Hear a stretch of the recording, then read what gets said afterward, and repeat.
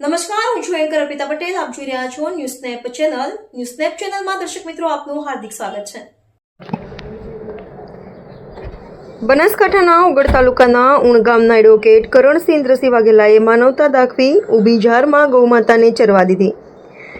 3 વીઘાના ખેતરમાં ઉનાળુ ઝાડનું વાવેતર, ગામની અને માલિક વગરની ગાયો નંદી માટે ખોલી દીધો. બનાસકાંઠાના ઓગળ તાલુકામાં માણસાઈ અને ગૌસેલાનું ઉત્તમ ઉદાહરણ ઉણ ગામમાં જોવા મળ્યું.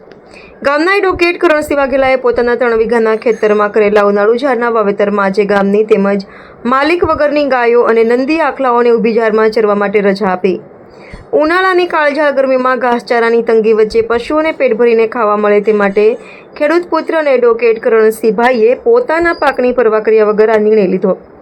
તેમણે ખેતરમાં ઊભી ઝાર ગૌમાતા માટે ખુલ્લી મૂકી દીધી. કરણસિંહ વાઘેલાના પગલાંથી ગામમાં પ્રશંસાનો વરસાદ વરસી રહ્યો છે.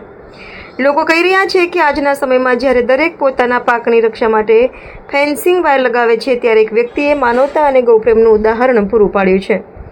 ઉનાળુ ઝાડ જેવા મોંઘા પાકને પશુઓ માટે છોડી દેવો એ ખરેખર ગૌ સેવાનું મોટું ઉદાહરણ ગણાય.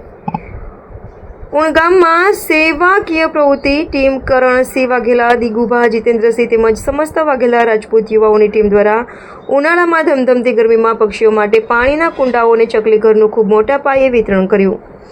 એ સેવાકીય પ્રવૃત્તિ બદલ તમામ ટીમનો આભાર વ્યક્ત કરીએ છીએ. તેઓ હંમેશા સેવાકીય પ્રવૃત્તિઓ કરે. અહેવાલ ઓમપુરી ગોસ્વામી, થરાદ.